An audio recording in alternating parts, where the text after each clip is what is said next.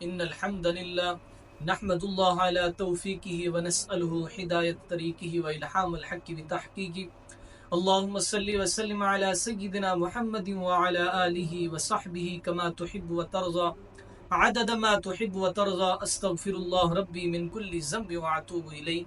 جی ناظرین، آج کی میری گفتگو کا جو موضوع ہے وہ یہ ہے کہ انسان اپنے آپ کو گناہوں سے کیسے بچا سکتا ہے، کیسے بچا سکے. جی ہاں، آج کل آپ معاشرے کے اندر دیکھیں، ہم دور نہیں جاتے، اپنے گھر کا محاسبہ کریں کہ ہمارے گھر کے اندر گناہ کرنا کتنا آسان ہو چکا ہے. باپ ہے تو اس کی آنکھوں میں حیا نظر نہیں آتی، ماں ہے تو اس کی آنکھوں میں حیا نظر نہیں آتی، بیٹیاں ہیں تو ان کی آنکھیں ناپاک، بیٹے ہیں تو ان کی آنکھیں ناپاک.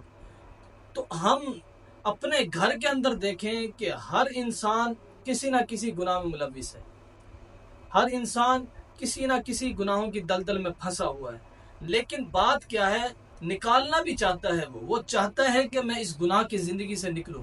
پھر ہم گناہ بھی کرتے ہیں اور رونا یہ روتے ہیں کہ ہمارے گھر کا جو ماحول ہے وہ بہت خراب ہے، ہمارے گھر میں اولاد جو ہے وہ بات نہیں مانتی، باپ بیوی سے شکوہ کرتا ہے، بیوی شوہر سے شکوہ کرتی ہے کہ یہ آپس میں جو ہے نا بدتمیزی کی زبان استعمال کرتے ہیں. وجہ کیا ہے؟ آج جب ہم گناہ کریں گے تو ہمارے گھر کا جو ماحول ہے وہ خراب ہوگا. ہم گناہ کریں گے تو ہمارا رزق کے دروازے جو ہیں وہ بند ہو جائیں گے. ہم گناہ کریں گے تو باپ اولاد کی بات نہیں مانے گا، اولاد باپ کی بات نہیں مانے گی. جی، میں آپ کو ایک واقعہ سناتا چلوں. آج ہم یہ سوال کرتے ہیں، میں جب کسی سے بھی کہتا ہوں اپنے دوستوں سے کہ بھائی آپ یہ گناہ چھوڑ دیں، آپ گناہ کی زندگی کیوں گزار رہے ہیں، وہ مجھے آگے سے یہ جواب دیتا ہے، یہ نہیں کہتا کہ میں چھوڑ دوں گا، جواب یہ دیتا ہے کہ یار گناہ سے بچنا بڑا مشکل ہے آج کل، گناہ سے بچنا بڑا مشکل ہے آج کل. میں یہ تسلیم کرتا ہوں اس بات کو کہ گناہوں سے بچنا مشکل ہے، لیکن اللہ تعالیٰ قرآن پاک کے اندر فرماتے ہیں نا، لا یکلف اللہ نفسا الا وسعها، کہ انسان کو، حضرت آدم کو میں نے اسی چیز کا مکلف بنایا ہے کہ جس کی اس کو طاقت دی ہے، جس سے رکنے کی اس کے اندر استطاعت ہے، جتنی طاقت اس کے اندر، جس کام سے رکنے کا جتنا اس کے اندر ملکہ ہے، جتنی وہ طاقت رکھتا ہے، اسی کا انسان کو مکلف بنایا ہے. تو انسان کا کام کے لیے اپنی کوشش کرے، اپنے نفس کو چوٹ لگائے، اپنے آپ کو بچائے، کوشش کرے. آج ہم کوشش تو کرتے ہیں گناہ کرنے کی، لیکن رکنے کی کوشش نہیں کرتے. جس طرح ہم گناہ کرنے کی کوشش کرتے ہیں، اس کے لیے سفر کرتے ہیں، اپنے پیسے کو خرچ کرتے ہیں گناہ کرنے کے لیے، تو اس لیے اتنا ہی اگر ہم کوشش گناہ سے رکنے کے لیے کریں تو میں واللہ قسم کھا کے کہتا ہوں کہ انشاءاللہ ایک وقت آئے گا ہم اس گناہ سے ہٹ جائیں گے، وہ گناہ ہماری زندگی سے نکل جائے گا. میں ایک واقعہ سناتا چلوں. وہ واقعہ اسی ضمن کا ہے کہ جس نے اپنے آپ کو گناہ سے بچنے کے لیے کوشش کی، تو کوشش جب کی اللہ نے اس گناہ سے بھی اس کو بچایا.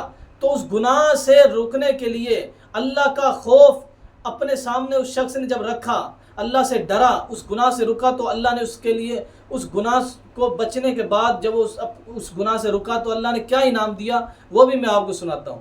ایک بزرگ گزرے ہیں، ان کا نام ہے مسکی رحمۃ اللہ علیہ. وہ خوشبو والے بابا سے مشہور تھے، تو ان سے خوشبو بہت آتی تھی. وہ چلتے پھرتے جو بھی شخص اس کے پاس سے گزرتا وہ جو نا یعنی کہ اس کے پاس کھڑا ہی رہتا، اتنی پیاری عمدہ خوشبو اس سے آتی تھی. تو ایک شخص نے سوال کیا کہ بابا جی یہ کیا معاملہ ہے، آپ ہمیں آگاہ کیجئے اس سے کہ آپ کے جو جسم سے خوشبو آتی ہے اس کی کیا وجہ ہے، آپ کون سی جو خوشبو یوز کرتے ہیں، کون سی خوشبو استعمال کرتے ہیں. تو بزرگ جو ہے لوگوں کی بات میں دھیان نہ دیتے، بات سنتے تو اپنی جو نا منزل کی طرف چل پڑتے. ایک ایسا وقت آیا کہ کافی لوگ جمع ہوئے، انہوں نے کافی اصرار کیا کہ حضرت ہمیں جو ہے آپ بتا دیجئے کہ آپ کون سی خوشبو استعمال کرتے ہیں. بابا جی نے جب دیکھا کہ لوگوں کا کافی اصرار ہے، وہ یہ چاہتے ہیں کہ میں ان کو بتاؤں کہ میں کون سی جو نا خوشبو استعمال کرتا ہوں، تو بابا جی نے کہا اگر آپ سننا چاہتے ہیں تو سنیں. بابا جی نے کہا واقعہ اس طرح کا ہے، میں نوجوان تھا اور اللہ نے مجھے بہت شباب دیا تھا، میں بہت خوبصورت تھا اور میں کپڑے کی دکان پہ ہوتا تھا، کپڑے کا کاروبار کیا کرتا تھا. تو میرے پاس ایک ایسی عورت آئی کہ جس کا دل مجھ پر خراب ہو گیا، اس کی نیت خراب ہو گئی. اس نے امیر تھی، اس نے مجھے گھر آنے کی دعوت دی جب اس نے مجھے گھر آنے کی دعوت دی، واللہ مجھے یہ معلوم نہیں تھا کہ یہ کس لیے مجھے بلا رہی ہے۔ میں گھر گیا، اس نے دروازوں کو بند کر دیا۔ دروازے بند کرنے کے بعد اس نے مجھے دعوت دی، غلط کام کی، اس کی نیت تو خراب تھی، اس نے مجھے دعوت دی کہ میری جو خواہش ہے اس کو پورا کرو۔ تو بزرگ کہتے ہیں کہ میں نے اس کو کہا کہ خدا سے ڈر، اللہ سے ڈر، آپ یہ کیا کام کر رہی ہیں؟ وہ مجھے ڈرانے لگی میں آپ کو مار دوں گی۔ میں مارنے سے بھی نہ ڈرا تو اس نے مجھے یہ دھمکی دی کہ میں لوگوں کے اندر یہ وویلا کروں گی کہ یہ شخص تھا، اس نے مجھے تنے تنہا دیکھ کر میری عزت پر ہاتھ ڈالنے کی کوشش کی۔